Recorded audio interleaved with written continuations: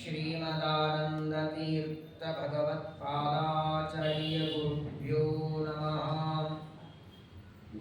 नारायणं सुरगुरुं जगदेकनाथं भक्तप्रियं सकललोकनमस्कृतं च त्रैगुण्यवर्जितमजं विभुमाद्यमीशं वन्दे भवग्नममरासुरसिद्धवन्द्यम्।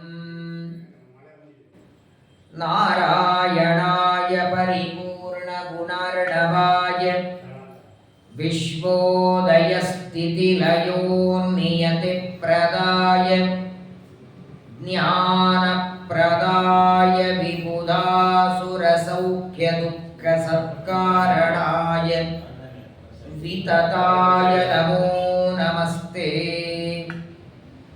नारायणं नमस्कृत्य नरं चैव नरोत्तमं देवीं सरस्वतीं व्यासं ततो जयमुदीरये।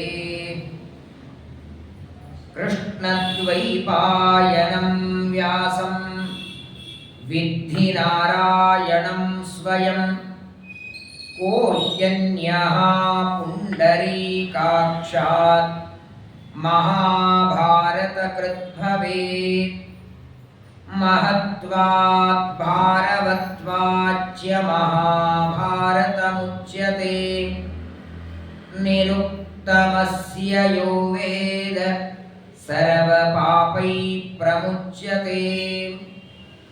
योऽन्तः प्रविश्य मम वाचमिमां प्रसुप्तां सञ्जीवयत्यखिलशक्तिधरस्वदाम्ना अन्यांश्च हस्तचरणश्रवणत्वगादीन् प्राणान्नमो भगवते पुरुषाय तुभ्यम्।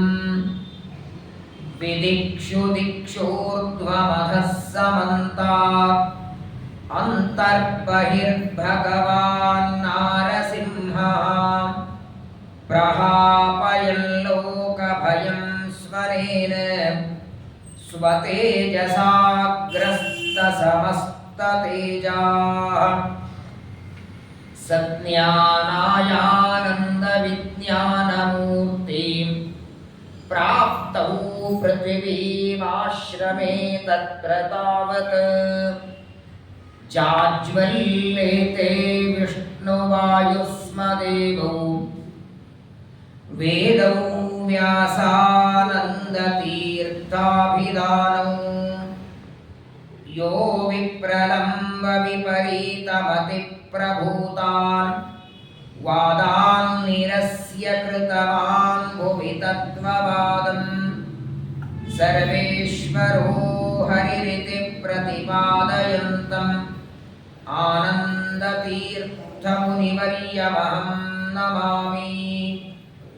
नमोऽस्तु तात्विका देवाः विष्णुभक्तिपरायणाः धर्ममार्गे प्रेरयन्तो भवन्तः सर्वदेवैः।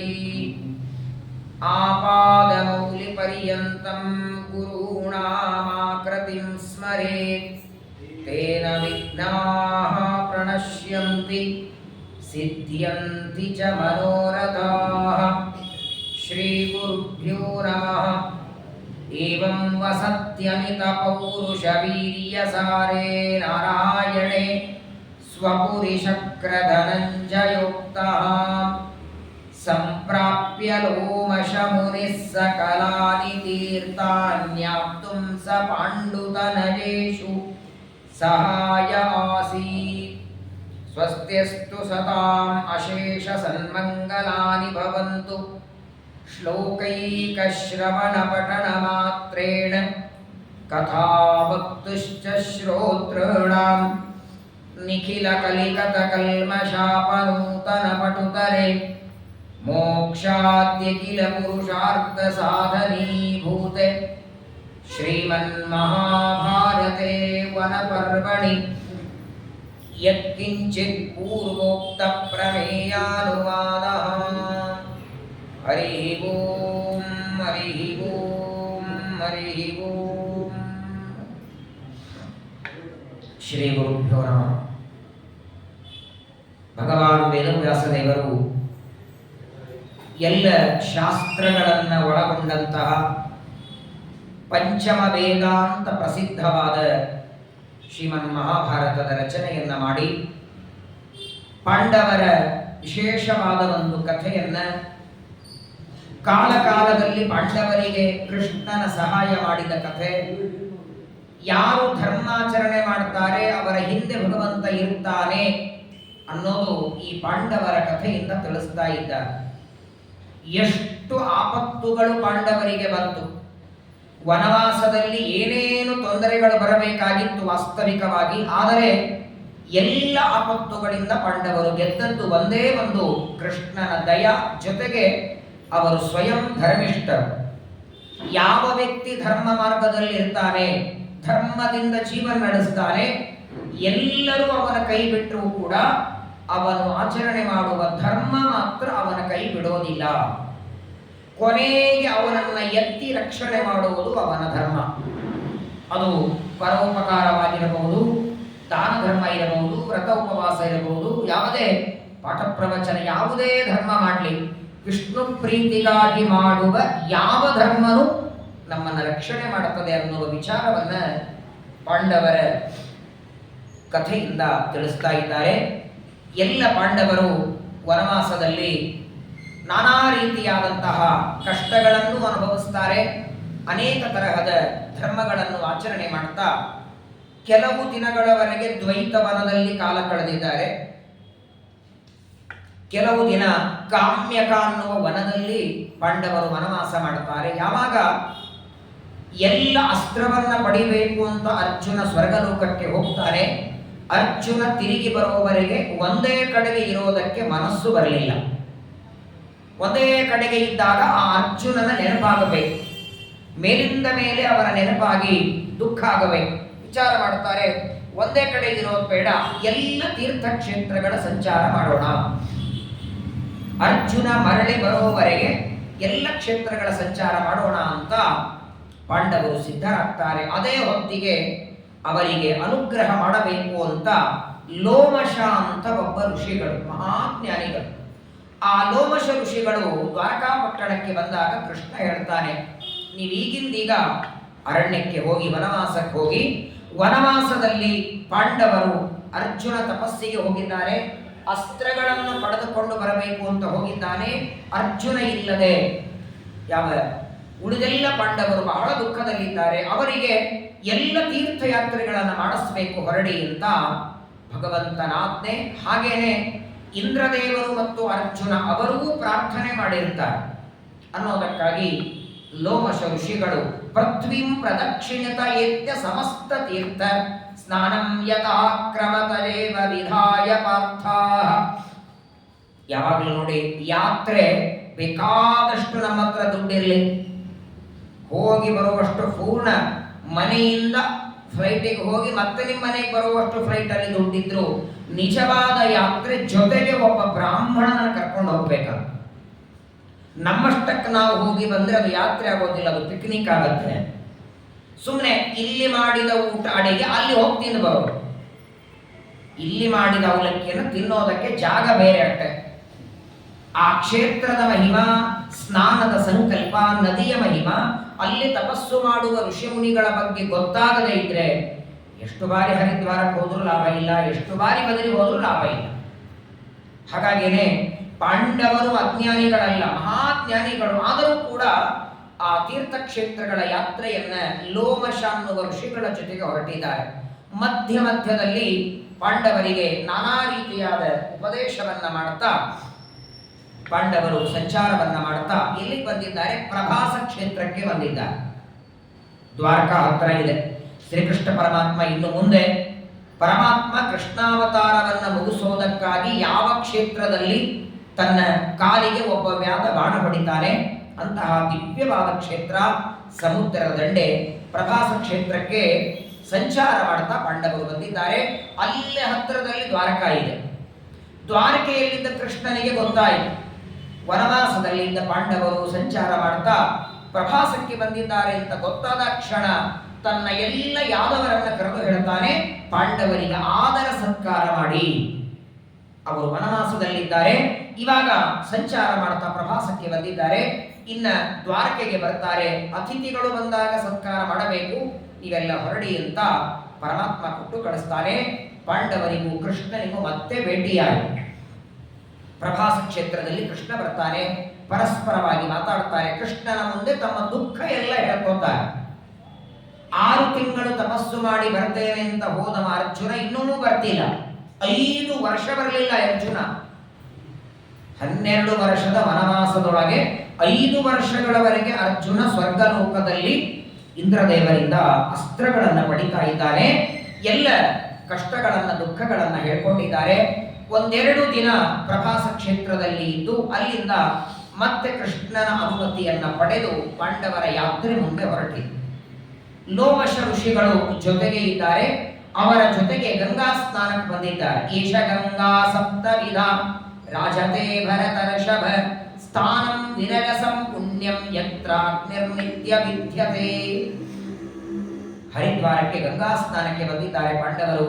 ಆ ಗಂಗಾ ಸ್ನಾನವನ್ನ ಮಾಡುವಾಗ ಗಂಗಾ ನದಿಯ ಮಹಿಮೆಯನ್ನ ಲೋಮಶರು ಪಾಂಡವರಿಗೆ ಹೇಳುತ್ತಾರೆ. ಸ್ವಯಂ ಸಾಕ್ಷಾತ್ ವಾಯುದೇವರು, ಯಮಧರ್ಮನ ಅವತಾರ ಬಿ ಧರ್ಮರಾಜ, ನಕುಲ ಸಹದೇವರು, ಅಶ್ವಿನಿ ದೇವತೆಗಳು. ಆದರೂ ಒಬ್ಬ ಗುರುಗಳಿಂದ ಉಪದೇಶ ಪಡಿಬೇಕು ಅಂತ ಶಾಸ್ತ್ರದ ನಿಯಮ ಇದ್ದದ್ದಕ್ಕೆ ಯಾವ ನದಿಯಲ್ಲಿ ಸ್ನಾನ ಮಾಡುವಾಗಲೂ ಆ ನದಿಯ ಮಹತ್ವವನ್ನ ಲೋಮಶರು ಹೇಳ್ತಾ ಇದ್ದರಂತೆ. ಈ ಗಂಗೆ ಇದು ಸಾಮಾನ್ಯವಾದ ನದಿಯಲ್ಲ. ಹರಿದ್ವಾರದಲ್ಲಿ ನೀವು ಗಂಗೆ ನೋಡುತ್ತೀರಿ, ಹರಿದ್ವಾರದಲ್ಲಿ ಬಂದ ಮೇಲೆ ಅವಳು ಗಂಗೆ ಆಗ್ತಾಳೆ.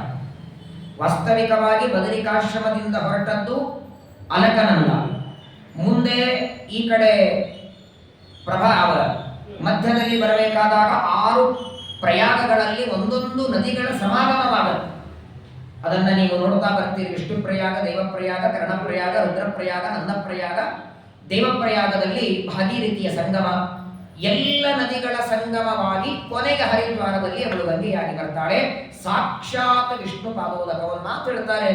ಇವತ್ತು ಗಂಗಾ ಸ್ನಾನಕ್ಕೆ ಹೋದರೆ ಅದೇನೋ ಮಳೆ ನೀರಿದೆ, ಅವತ್ತು ತ್ರಿವಿಕ್ರಮನ ಪಾದದಿಂದ ಬಂದದ್ದು ನೀರು, ಬಲಿರಾಜ ದಾನ ಕೊಡುವಾಗ ಅದು ಗಂಗೆಯಾಗಿತ್ತು.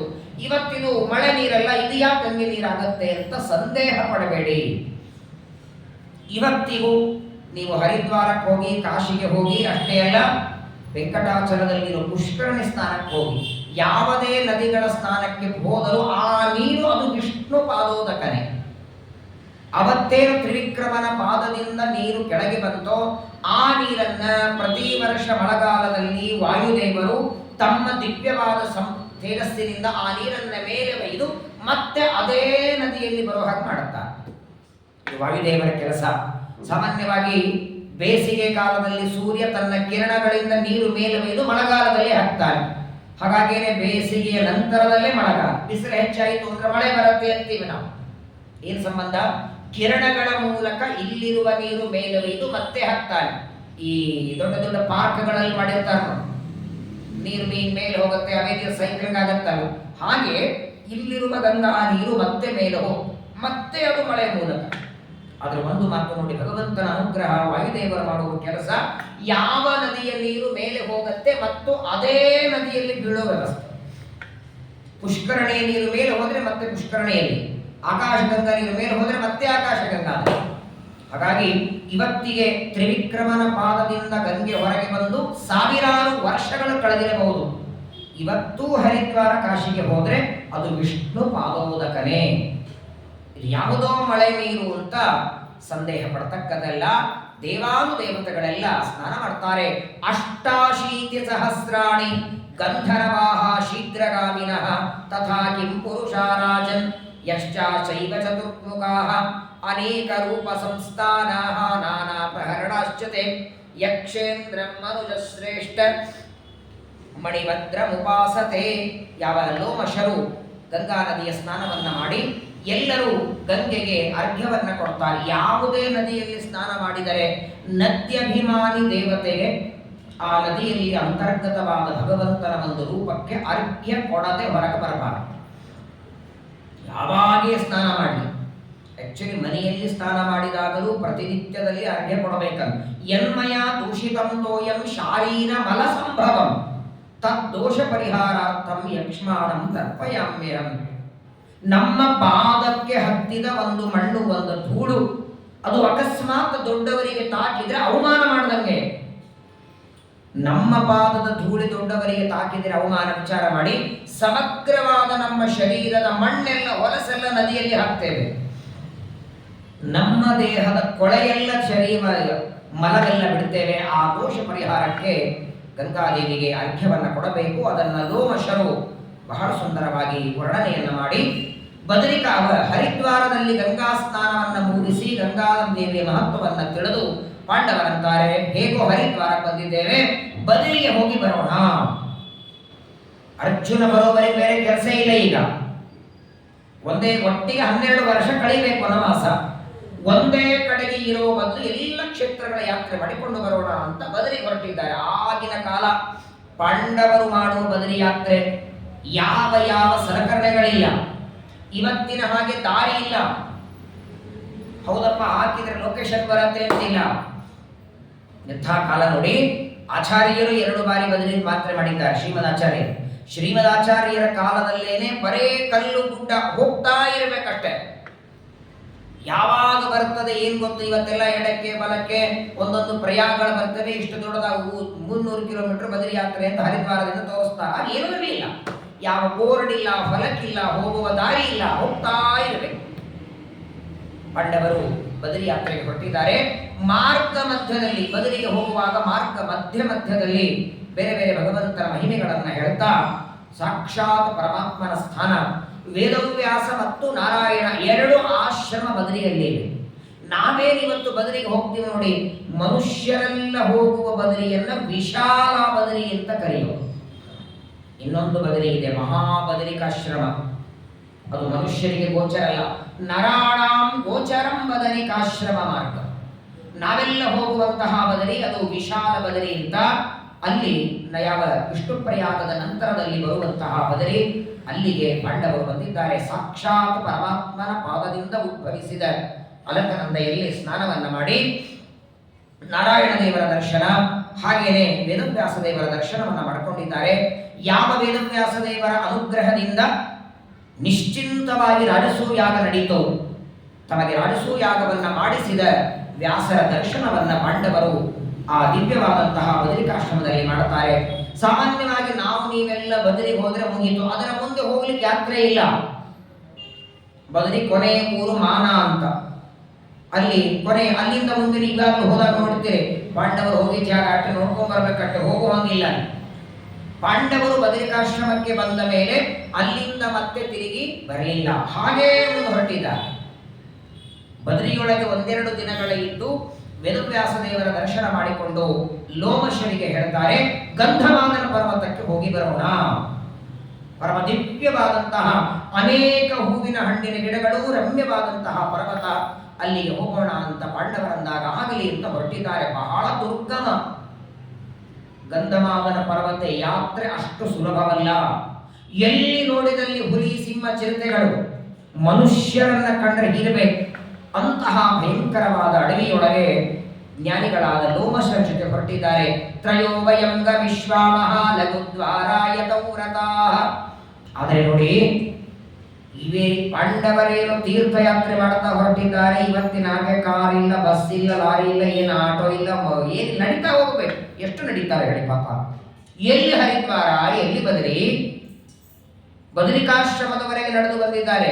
ಇನ್ನ ಬದರಿಯಿಂದ ಗಂಧಮಾದನ ಪರ್ವತಕ್ಕೆ ಹೋಗಬೇಕಾಗಿದೆ. ಪಾಂಡವರು ಎಲ್ಲರೂ ಹೊರಟಾಗ ದ್ರೌಪದಿ ಅಂತಾಳೆ, ನಾನು ನಡೀಲಿಕ್ಕಾಗುವುದಿಲ್ಲ ಅಂತಾಳೆ.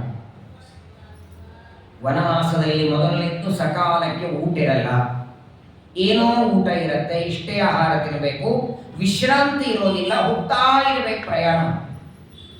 ಎಷ್ಟು ಪ್ರಯಾಣ ಮಾಡಬೇಕು.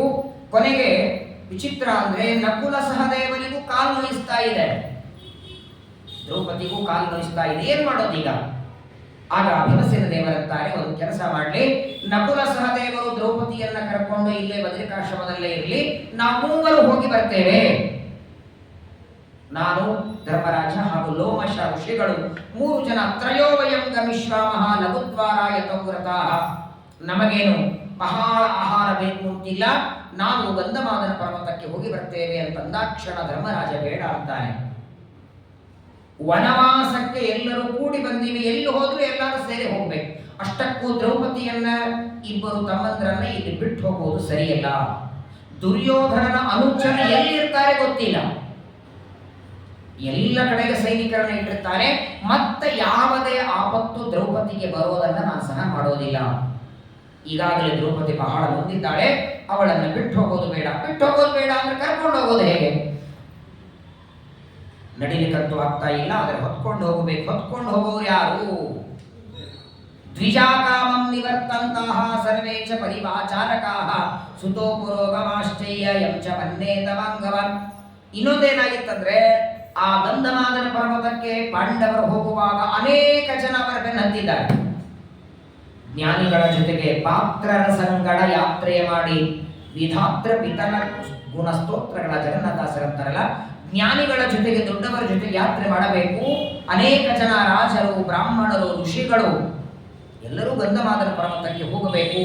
ಆ ಸಂದರ್ಭದಲ್ಲಿ ಯಾವಾಗ ದ್ರೌಪದಿಗೆ ಬಹಳ ನಡಿಲಿಕ್ಕೆ ಕಷ್ಟ ಆಯಿತು, ಸುಕುಮಾರವು ತಥಾ ವೀರವು ಮಾತ್ರಿ ನಂದಿಕರಾವುಗೌ ದುರ್ಗೆ ಸಂತಾರಯಿಷ್ಯಾಮಿ ಯಥಾ ಯಥಾ ಚಕ್ರುಹು ಭವಿಷ್ಯತಃ. ತಕ್ಷಣದಲ್ಲಿ ಭೀಮಸೇನ ದೇವರು ವಿಚಾರ ಮಾಡುತ್ತಾರೆ, ದ್ರೌಪದಿಯನ್ನ ಇಷ್ಟು ದೂರ ಕರ್ಕೊಂಡು ಹೋಗಬೇಕು, ಯಾರು ಹೊತ್ಕೊಂಡು ಹೋಗ್ತಾರೆ ಅಂತ. ತಮಗೆ ಹಿಡಿಂಬೆಯಲ್ಲಿ ಹುಟ್ಟಿದಂತಹ ಒಬ್ಬ ಮಗ ಇದ್ದ, ಘಟೋತ್ಕಚ. ಘಟ ಉತ್ಕಚ, ಅವನ ತಲೆ ಕೊಡದಂತೆ ಇತ್ತು, ಉತ್ಕಚ. ಘಟೋತ್ಕಚ, ಬಹಳ ದೊಡ್ಡದಾದಂತಹ ತಲೆ, ಹಿಡಿಂಬೆಯಲ್ಲಿ ಭೀಮಸೇನ ದೇವರಿಂದ ಹುಟ್ಟಿದಂತಹ ಒಬ್ಬ ಮಗ. ಆ ಘಟೋತ್ಕಚನನ್ನ ಭೀಮಸೇನ ದೇವರು ಸ್ಮರಣೆ ಮಾಡುತ್ತಾರೆ. ಸ್ಮರಣೆ ಮಾಡಿದ ಕ್ಷಣ ಓಡಿ ಬಂದ. ಅವನಿಗೆ ಹಾಗೆ ವರ ಕೊಟ್ಟಿದ್ರು, ನಾನು ನೆನೆಸಿಕೊಂಡಾಗ ನನ್ನ ಕಣ್ಣೆದುರಿಗೆ ಬರಬೇಕು ಅಂತ. ಘಟೋತ್ಕಚ ಬಂದಿದ್ದಾನೆ, ದ್ರೌಪದಿಯನ್ನ ಹೊತ್ಕೊಳ್ತಾನೆ. ಇನ್ನು ಅನೇಕ ಜನ ಬೇರೆ ಬೇರೆ ಘಟೋತ್ಕಚನ ಪರಿವಾರದವರೆಲ್ಲ ಬರ್ತಾರೆ, ಬೇರೆ ಬೇರೆ ಪಾಂಡವರನ್ನ. ಯಾಕಂದ್ರೆ ಗಂಧಮಾದನ ಪರ್ವತದ ಯಾತ್ರೆಗೆ ಎಲ್ಲ ಬ್ರಾಹ್ಮಣರಿಗೂ ಕಾಲು ನೋಯಿಸ್ತಾ ಇದೆ. ಯಾರ್ಯಾರಿಗೆ ಕಾಲು ನೋಯತ್ತೋ ಅವರನ್ನೆಲ್ಲ ಹೊತ್ತುಕೊಂಡು ಯಾತ್ರೆ ಹೋಗ್ತಾ ಇದೆ. ಬಹಳ ವಿಸ್ತಾರವಾಗಿ ಹೊರಟಿದ್ದಾರೆ. ಬಹಳ ಭಯಂಕರ. ಬದರಿ ಯಾತ್ರೆನೇ ಇಷ್ಟು ಕಷ್ಟ. ಈಗೆಲ್ಲ ಬದರಿ ಯಾತ್ರೆಯನ್ನು ಸರಳವಾಗಿ ಮಾಡಿ ಬರಬಹುದು. ಪಾಂಡವರ ಕಾಲದಲ್ಲಿ ಬದರಿ ಯಾತ್ರೆ ವಿಚಾರ ಮಾಡಿ, 20-30 ವರ್ಷಗಳ ಕೆಳಗೆ ಏನಿರಲಿಲ್ಲ. ಬದರಿಗೆ ಹೋಗುವಾಗ ಪತ್ರ ಬರೆದಿಟ್ಟು ಹೋಗಬೇಕು. ಬದುಕಿ ಬಂದರೂ ಸರಿ, ಬರಲಿಲ್ಲ ಅಂದ್ರೂ ಸರಿ, ಹಾರ ಇರಬೇಕು. ಬದುಕು ಬಂದರೆ ಖುಷಿಯಿಂದ ಹಾರ, ಬರಲಿಲ್ಲ ಅಂದ್ರೂ ಖುಷಿಯಿಂದ ಹಾರ. ಆ ಪ್ರಸಂಗ ಇತ್ತು ಬದರಿ ಯಾತ್ರೆ ಅಂದ್ರೆ. ಪಾಂಡವರ ಕಾಲದಲ್ಲಂತೂ ಇನ್ನೂ ಭಯಾನಕ. ಅಷ್ಟು ಘೋರವಾದಂತಹ ಎಲ್ಲರೂ ಹೊರಟಿದ್ದಾರೆ. ಏನಾಯ್ತಂದ್ರೆ, ಗಂಧಮಾದನ ಪರ್ವತಕ್ಕೆ ಯಾತ್ರೆಗಾಗಿ ಎಲ್ಲ ಬ್ರಾಹ್ಮಣರ ಗುರುಗಳ ಜೊತೆಗೆ ಬೇರೆ ಬೇರೆ ಬೇರೆ ಉಪದೇಶಗಳನ್ನ ಮಾಡ್ತಾ, ಸುಮ್ಮನೆ ಪ್ರಯಾಣ ಅಂದ್ರೆ ಹರಟೆ ಹೊಡಿತಾ ಇಲ್ಲ. ಚಿತ್ರ ನೋಡಿ, ಅಷ್ಟು ಏನು ಊಟಕ್ಕೆ ಸರಿಯಾಗಿಲ್ಲ, ಹೌದಪ್ಪ, ಏನು ಉಡೋದಕ್ಕೆ ಬಟ್ಟೆ ಇಲ್ಲ, ಏನು ವ್ಯವಸ್ಥೆ ಏನಿಲ್ಲ. ಆದರೂ ನಡೀತಾ ನಡೀತಾ ಹೋಗುವಾಗಲೂ ಬೇರೆ ಬೇರೆ ಪ್ರವಚನಗಳನ್ನ ಕೇಳುತ್ತಾ ಯಾರಾದರೂ ಉಪದೇಶ ಮಾಡಬೇಕು, ಜೊತೆಗೆ ಹೊರಟಂತಹ ಋಷಿ ಮುನಿಗಳು ಉಪದೇಶ ಮಾಡಬೇಕು. ಅದನ್ನೆಲ್ಲ ಕೇಳ್ತಾ ಪಾಂಡವರು ಹೊರಟಿದ್ದಾರೆ. ಧರ್ಮರಾಜಂಚ ಧೌಮ್ಯಂಚ ಕೃಷ್ಣಂಚ ಯಭುಜೌ ತಥಾ ಏಕೋಷ್ಟ ರಮಲಂ ಯೋಡುಂ ಕಿಮತಾತ್ಯ ಸಹಾಯವಾನ್. ನೋಡಿ, ಯಾವಾಗ ಘಟೋತ್ಕಚ ಬಂದ, ಘಟೋತ್ಕಚನಿಗೆ ಭೀಮಸೇನ ದೇವರಂತಾರೆ, ದ್ರೌಪದಿಯ ಕಾಲು ಬಹಳ ವಹಿಸ್ತಾ ಇದೆ, ಅವಳನ್ನು ನೀನು ಹೊತ್ಕೊಂಡು ಹೋಗಬೇಕು. ಈ ನಮ್ಮಲ್ಲಿ ಕನ್ನಡದಲ್ಲಿ ಒಂದು ಗಾದೆ ಮಾತಿದೆ ನೋಡಿ, ಕುದುರೆ ನೋಡಿದ್ರೆ ಕಾಲು ನೋಯಿಸ್ತವೆ. ಘಟೋತ್ಕಚ ಬಂದ್ರೆ ಎಲ್ಲರ ಕಾಲು ನೋಯಿಸ್ಲಿಕ್ಕೆ ಶುರುವಾಯಿತು. ಎತ್ಕೋತಾನೆ ಅಂತ ಗೊತ್ತಿತ್ತಲ್ಲ. ದ್ರೌಪದಿಯು ಕಾಲು ನೋಯಿಸ್ತಾ ಇದೆ, ನಕುಲ ಸಹದೇವನು ಕಾಲು ನೋಯಿಸ್ತಾ ಇದೆ. ಎಲ್ಲರನ್ನು ಯಾರು ಹೊತ್ಕೊಳ್ಳೋರು ಅಂದ್ರೆ ನಕುಲ, ಸಹದೇವ, ದ್ರೌಪದಿ ಮೂವರನ್ನು ನಾನು ಒಬ್ಬನೇ ಹೊತ್ಕೊಳ್ತೇನೆ ಅಂತ. ಹಾಗಿದ್ದಮ್ಮ ಆ ಪ್ರಚಂಡ ಪರಾಕ್ರಮಿ. ಆ ಒಂದು ಹೆಗಲ ಮೇಲೆ ಇವರಿಬ್ಬರು ನಕುಲ ಸಹದೇವರು, ಇನ್ನೊಂದು ಹೆಗಲ ಮೇಲೆ ದ್ರೌಪದಿಯನ್ನು ಹೊತ್ತುಕೊಂಡು ಘಟೋತ್ಕಚ ಹೊರಟಿದ್ದಾರೆ. ಅಷ್ಟು ದುರ್ಗಮವಾದ, ಒಬ್ಬಂಟಿಕರಾಗೆ ನಡೆಯುವುದು ಕಷ್ಟ, ಮೈ ಮೇಲೆ ಹೊತ್ಕೊಂಡು ಬೇರೆ ನಡಿಬೇಕು. ದ್ರೌಪದಿಯನ್ನು ಹೊತ್ಕೊಂಡು ಘಟೋತ್ಕಚ ಹೊರಟಿದ್ದಾನೆ. ಪಾಂಡವರೆಲ್ಲ ಹೊರಟಿದ್ದಾರೆ. ಏವಂ ಬದರ್ಯಾ ವಿಹರತ್ಸುತೇಷು ಕ್ವಚಿದ್ರಃ ಕೃಷ್ಣ ಯಾವಾಯುಸೇನೌ ಸ್ಥಿತೇ ಗರುತ್ಮಾನುರಗಂ ಜಹಾರೆ ಮಹಾತ್ಮಃ ವಾಸುದೇವಾಸನಾಗ್ರ್ಯ. ಏನಾಯ್ತು? ಬದರಿ ಯಾತ್ರೆಯನ್ನ ಮುಗಿಸ್ಕೊಂಡು ಗಂಧಮಾದನ ಪರ್ವತದ ಕಡೆಗೆ ಪಾಂಡವರು ಹೊರಟಾಗ ಒಂದು ಘಟನೆ ನಡೆಯಿತು. ಏನ್ ಘಟನೆ ಅಂದ್ರೆ, ಗರುಡ ಒಂದು ದೊಡ್ಡದಾದ ಹಾವು, ಸರೋವರದಲ್ಲಿರುವಂತಹ ಒಂದು ಹಾವನ್ನ ತನ್ನ ಬಾಯಿಯೊಳಗೆ ಹಿಡ್ಕೊಂಡು ಹೊರಟಿದ್ದ. ಸಾಮಾನ್ಯವಾಗಿ ನೋಡಿ, ಗರುಡ ಬಾಯಿಯೊಳಗೆ ಏನೇ ಹಿಡಿದ್ರು ರೆಕ್ಕೆಗಳನ್ನು ಬಡಿತಾ ಹೋಗ್ತಾನೆ. ಬಾಯಿಯೊಳಗೆ ಒಂದು ದೊಡ್ಡದಾದ ಹಾವನ್ನು ಹಿಡಿದಿದ್ದಾನೆ, ಎರಡೂ ರೆಕ್ಕೆಗಳನ್ನು ಬಡಿತಿದ್ದಾನೆ. ಆ ಗರುಡ ರೆಕ್ಕೆಗಳನ್ನು ಬಡಿತಾ ಇದ್ರೆ ಅವನ ರೆಕ್ಕೆಯ ಗಾಳಿಯಿಂದ ಗಂಧಮಾದನ ಪರ್ವತದಲ್ಲಿಯ ಒಂದು ಹೂವು ಅದು ಹಾರಿ ಬಂದು ಪಾಂಡವರ ಮಧ್ಯದಲ್ಲಿ ಬಿತ್ತು. ಒಂದು ಪುಷ್ಪ, ಗಂಧಮಾದನ ಪರ್ವತದಲ್ಲಿಯೇ ಒಂದು ಪುಷ್ಪ, ಗರುಡ ದೇವರು ಬೀಸುವ ತಸ್ಮಿನ್ ಗಿರವು ಕಮಲಂ ಹೈಮಮಗ್ರ್ಯಂ, ಬಂಗಾರದ ಬಣ್ಣದಂತೆ ಇರುವ ಒಂದು ಕಮಲ ಪುಷ್ಪ ಗರುಡನ ಆ ರೆಕ್ಕೆಯ ಗಾಳಿಯಿಂದ ಹಾರಿ ಇನ್ನು ಪಾಂಡವರು ಹೊರಟಿದ್ದಾರೆ ಗಂಧಮಾದನ ಪರ್ವತಕ್ಕೆ, ಅವರ ಮಧ್ಯದಲ್ಲಿ ಆ ಪುಷ್ಪ ಬೀಳುತ್ತದೆ. ಬಿದ್ದಾಕ್ಷಣ ಆ ಪುಷ್ಪವನ್ನ ಎತ್ತಿ ಭೀಮಸೇನ ದೇವರು ತಮ್ಮ ಕೈಗೆ ತಗೊಳ್ಳುತ್ತಾರೆ. ದ್ರೌಪದಿಗೆ ಕೊಟ್ಟರದನ್ನ. ದ್ರೌಪದಿ ಆ ಪುಷ್ಪವನ್ನ ನೋಡುತ್ತಾಳೆ, ಒಳ್ಳೆ ಸುಗಂಧ, ಅದೇ ಸೌಗಂಧಿಕಾ ಪುಷ್ಪ, ಸುಗಂಧವನ್ನ ಬೀರುವ ಪುಷ್ಪ. ಅದು ಹಿಮಾಲಯದ ಪ್ರಚಂಡವಾದ ಪರ್ವತದಲ್ಲಿ ಮಾತ್ರ ಬೆಳೀತದೆ. ಆ ಗಂಧಮಾದನ ಪರ್ವತದಲ್ಲಿ ಮಾತ್ರ ಬೆಳೆಯುವ ಪುಷ್ಪ. ಆ ಒಂದು ಹೂವನ್ನು ದ್ರೌಪದಿ ನೋಡಿ ಭೀಮನಿಗೆ ಹೇಳಿದಂತೆ, ಇಂತಹ ಅನೇಕ ಹೂಗಳು ನನಗೆ ಬೇಕು, ಸೌಗಂಧಿಕಾ ಪುಷ್ಪಗಳ ಬೇಕು. ಗರುಡ ಹೋಗುವಾಗ ಅವನ ರೆಕ್ಕೆಯ ಗಾಳಿಯಿಂದ ಒಂದು ಹೂವ ಹಾರಿ ಬಂದ್ರೆ ಅದರ ಸುಗಂಧ ವಾಸನೆಯನ್ನ ನೋಡಿ ಇಂತಹ ಹೂಗಳು ಬೇಕು, ಅದನ್ನ ನೀನು ತೆಗೆದುಕೊಂಡು ಬಾ ಅಂತ ಭೀಮಸೇನ ದೇವರಿಗೆ ದ್ರೌಪದಿ ಹೇಳ್ತಾಳೆ. ಬಹಳ ಭಯಾನಕ, ಬೇಡ ಅಂತಾರೆ ಲೋಮಶರು. ಈ ಸೌಗಂಧಿಕಾ ಪುಷ್ಪದ ಏನು ವನ ಇದೆ, ಆ ವನವನ್ನ ಕಾಯೋದಕ್ಕೆ ದೊಡ್ಡ ದೊಡ್ಡ ದೊಡ್ಡ ರಾಕ್ಷಸರಿದ್ದಾರೆ. ಅಲ್ಲಿ ಒಳಗೆ ಯಾರು ಹೋಗೋ ಹಾಗಿಲ್ಲ, ಬಹಳ ದುರ್ಗಮ ಅದು. ಹೇಗೋ ಅನಾಯಾಸ ಒಂದು ಹೂವ ಸಿಕ್ಕಿದೆಯಲ್ಲ ಸಾಕು ಅಂತ ಲೋಮಶರಂತಾರೆ. ಇಲ್ಲ, ನನಗೆ ಅನೇಕ ಹೂಗಳ ಬೇಕು, ತೆಗೆದುಕೊಂಡು ಬಾ. ತಯಾರ್ಥಿತಃ ಸಗದಂ ಸ್ತುಂಗವೇನಂ. ಆಯ್ತು ಅಂತ ಕೈಯೊಳಗೆ ಗದೆಯನ್ನ ತೆಗೆದುಕೊಂಡು ಹೆಂಡತಿಗೆ ಸೌಗಂಧಿಕಾ ಪುಷ್ಪವನ್ನ ತರಬೇಕು ಅಂತ ಭೀಮ ಹೊರಟ. ಭೀಮಸೇನ ದೇವರು ಆ ಸೌಗಂಧಿಕಾ ಪುಷ್ಪದ ವನದ ಕಡೆಗೆ ಹೊರಟಿದ್ದಾರೆ.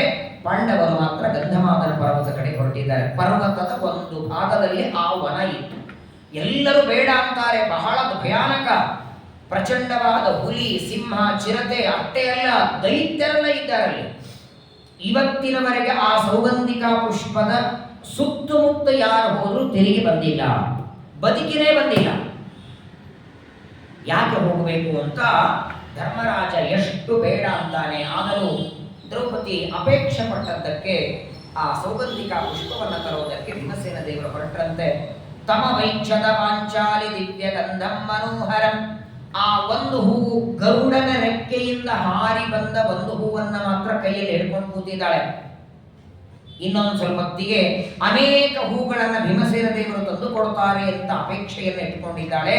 ಭೀಮಸೇನ ದೇವರು ಹೊರಟಿದ್ದಾರೆ, ಕೈಯೊಳಗೆ ಗದೆ, ಕಾಲಲ್ಲಿ ಸರಿಯಾಗಿ ನಡಿಲಿಕ್ಕೆ ದಾರಿ ಇಲ್ಲ, ಕಾಲಲ್ಲಿ ಚಪ್ಪಲಿ ಪಾದುಕೆಗಳಿಲ್ಲ, ಸಣ್ಣ ಸಣ್ಣ ಮುಳ್ಳುಗಳು, ಕಲ್ಲುಗಳು, ಅಷ್ಟು ಭಾರವಾದ ಭೀಮಸೇನ ದೇವರ ಗದೆ ಹೇಗಿತ್ತು ಅಂತ ನೀವು ವಿರಾಟ್ ಪರ್ವದಲ್ಲಿ ಕೇಳಿದ್ದೀರಿ. 1,20,000 ತೊಲೆ ಭಾರದಷ್ಟು ಭಾರಿ ಇತ್ತಂತೆ ಭೀಮಸೇನ ದೇವರ ಗದೆ. ಮನುಷ್ಯ ಹಿಡಿಯೋದಾದ್ರೆ ಒಂದು 500-600 ಜನ ಎತ್ತಬೇಕದನ್ನ, ಒಬ್ಬರಿಗೆ ಎತ್ತಲಿಕ್ಕಾಗಲ್ಲ. ಅದನ್ನು ತಗೊಂಡು ಯುದ್ಧ ಮಾಡ್ತಿದ್ರ. ಏನು ಬಲ ಇರಬೇಕು ಭೀಮಸೇನ ದೇವರ. ಪಾಂಡವರ ಆಯುಧಗಳು ಒಂದೊಂದು ಎಷ್ಟು ತೂಕ ಇತ್ತು ಅಂತ ವಿರಾಟ್ ಪರ್ವದಲ್ಲಿ ಹೇಳ್ತಾರೆ.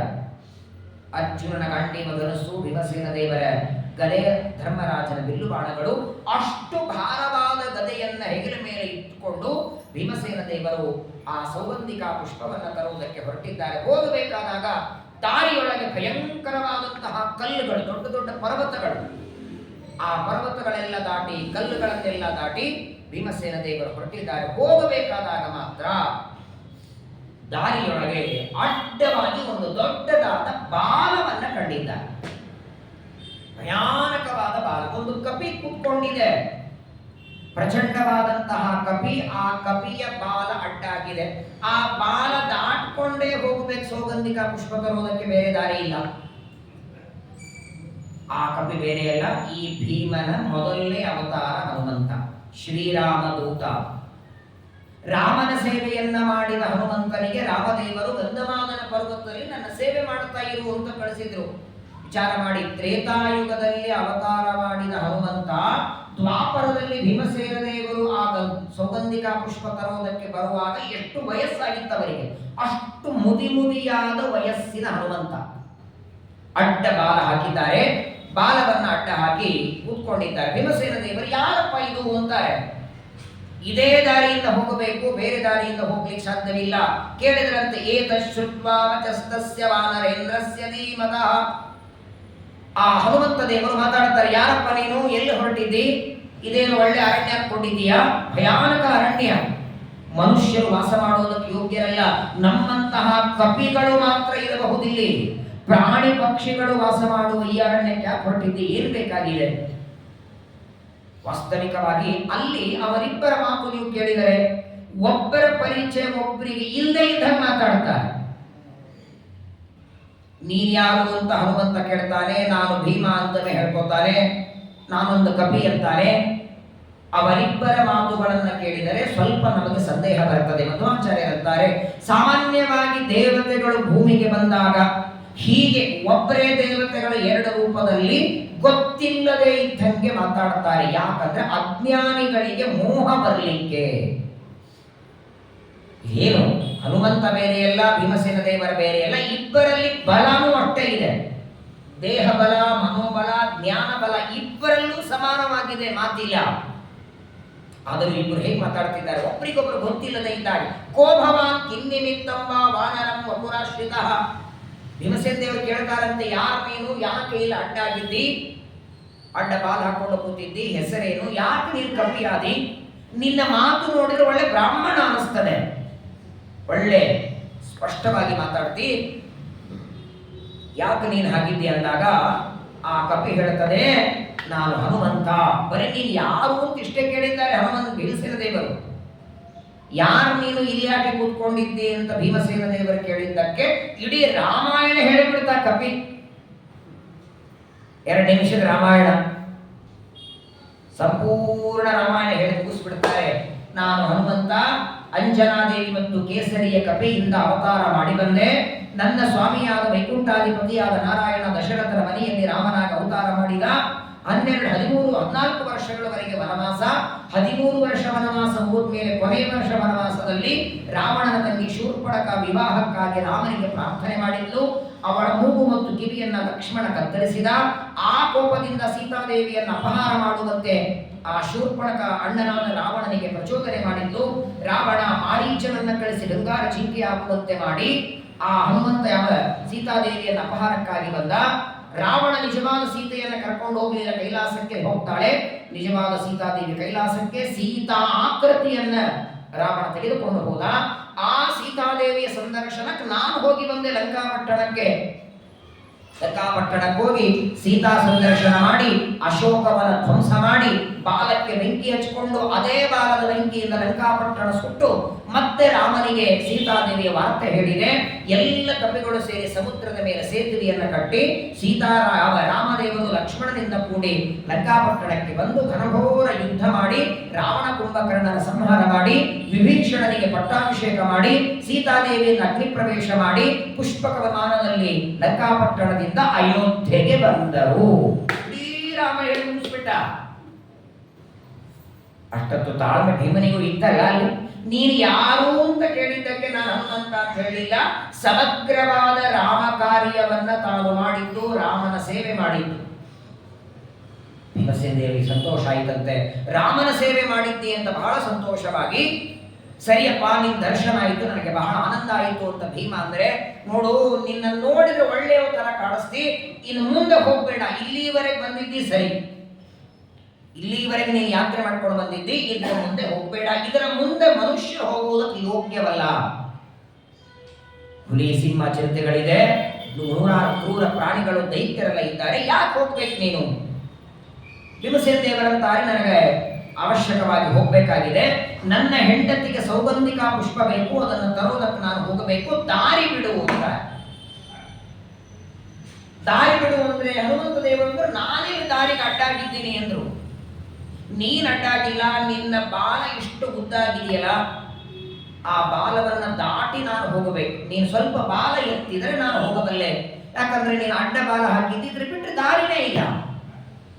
ಸ್ವಲ್ಪ ನೀನು ಬಾಲ ತೆಗೆದ್ರೆ ನಾನು ಹೋಗ್ತೇನೆ ಅಂತ ಭೀಮಸೇನ ದೇವರಂದ್ರೆ ಹನುಮಂತ ದೇವರಂತಾರೆ, ನಾಸ್ತಿ ಶಕ್ತಿರ್ಮಮೋತ್ಥಾತು ವ್ಯಾಧಿತಾ ಕ್ಲೇಶಿತೋ ಹ್ಯಯಂ. ಹನುಮಂತ ದೇವರಂತಾರೆ, ನೋಡ್ತಾ ಇದ್ದೀನಿ ನನ್ನನ್ನ ಎಷ್ಟು ಮುದುಕಾಗಿದ್ದೇನೆ. ತ್ರೇತಾಯುಗದಲ್ಲಿ ರಾಮನ ಸೇವೆಗೆ ಅವತಾರ ಮಾಡಿದ ನಾನು ಹಣ್ಣು ಮುದುಕಾಗಿದ್ದೇನೆ. ನನ್ನ ಬಾಲವನ್ನು ಎತ್ತೋದಕ್ಕೂ ನನಗೆ ಸಾಮರ್ಥ್ಯ ಇಲ್ಲ. ಯಾರಾದ್ರೂ ವಯಸ್ಸಾದವರಿದ್ರೆ ಸಹಾಯ ಮಾಡಬೇಕು ಅವರಿಗೆ. ನೀನೇ ಒಂದು ಕೆಲಸ ಮಾಡು, ನನ್ನ ಬಾಲವನ್ನ ಎತ್ತಿ ಪಕ್ಕಕ್ಕೆ ಇಟ್ಟು ನೀನು ದಾರಿ ಮಾಡ್ಕೊಂಡು ಹೋಗು, ನನಗೆ ಎತ್ತು ಅಲಬೇಡ. ವಯಸ್ಸಾಗಿದೆಯೋ ನನಗೆ ಅಂತಾರೆ ಹನುಮಂತ ದೇವರು. ಹಾಗಾಗಿ ನಾನೇ ನನ್ನ ಬಾಲ ಎತ್ತುಕೊಳ್ಳುವಷ್ಟು ನನಗೆ ಶಕ್ತಿ ಇಲ್ಲ, ನೀನು ಬೇಕಾದರೆ ಎತ್ತುಕೊಂಡು ದಾರಿ ಮಾಡಿ ಹೋಗುವಂತ ಕ್ಷಣ ನಿರ್ಗುಣ ಪರಮಾತ್ಮನು ದೇಹಂ ವ್ಯಾಪ್ತಾದಮತಿಷ್ಠತೆ. ಅಲ್ಲಯ್ಯ, ದೇಹ ಮಾತ್ರ ಇಷ್ಟು ದೊಡ್ಡದಿದೆ, ಮುಪ್ಪಾಗಿದೆ ಅಂತಿ, ಶಕ್ತಿ ಇಲ್ಲ ಅಂತಿ, ಪರವಾಗಿಲ್ಲ ಬಿಡು, ನಾನೇ ನಿನ್ನ ಬಾಲವನ್ನ ಎತ್ತಿ ಪಕ್ಕಕ್ಕಿಟ್ಟು ಹೋಗ್ತೇನೆ. ಕಹ ಏಷಃ. ಆಯಿತು, ಆ ಬಾಲವನ್ನ ಸರಿಸಿ ಹೋಗುವಂತಾರೆ. ಆ ಬಾಲವನ್ನ ಎತ್ತಿ ಪಕ್ಕಕ್ಕೆ ಸರಿಸಿ ಭೀಮಸೇನ ದೇವರು ಹೋಗಬೇಕು ಅಂದ್ರೆ ಎತ್ತಲೇ ಇಲ್ಲ ಅಂತೆ ಬಾಲ. ಹನುಮಂತನ ಬಾಲ ಎತ್ತೋದಕ್ಕೆ ಸಾಧ್ಯವಾಗಲಿಲ್ಲ ಭೀಮಸೇನ ದೇವರಿಗೆ.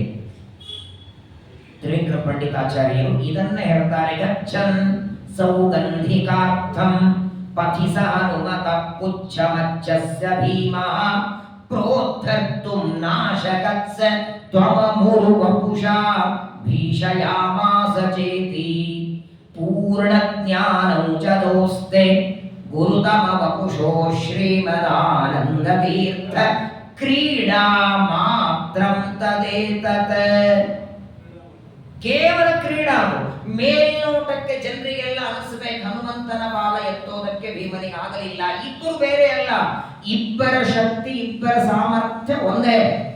ನೋಡಿ, ದೇವತೆಗಳು ಭೂಮಿಗೆ ಬಂದಾಗ ಇಬ್ರು ದೇವತೆಗಳು, ಒಬ್ಬನೇ ದೇವತೆ ಎರಡು ರೂಪದಿಂದ ಬಂದ್ರೆ ಅವರಲ್ಲಿ ಸಾಮರ್ಥ್ಯ ಕಡಿಮೆ ಆಗತ್ತೆ. ಈಗ ರುದ್ರದೇವರೇ ಅಶ್ವತ್ಥಾಮಾಚಾರ್ಯರು, ರುದ್ರದೇವರೇ ಶುಕಾಚಾರ್ಯರು, ರುದ್ರದೇವರೇ ದುರ್ವಾಸರು. ಆದರೆ ಶುಕಾಚಾರ್ಯರಿಗೂ ದುರ್ವಾಸರಿಗೂ ಸ್ವಲ್ಪ ಶಕ್ತಿ ಸಾಮರ್ಥ್ಯ ಕಡಿಮೆ ಆಗಬಹುದು, ವಾಯುದೇವರಿಗೆ ಹಾಗಲ್ಲ.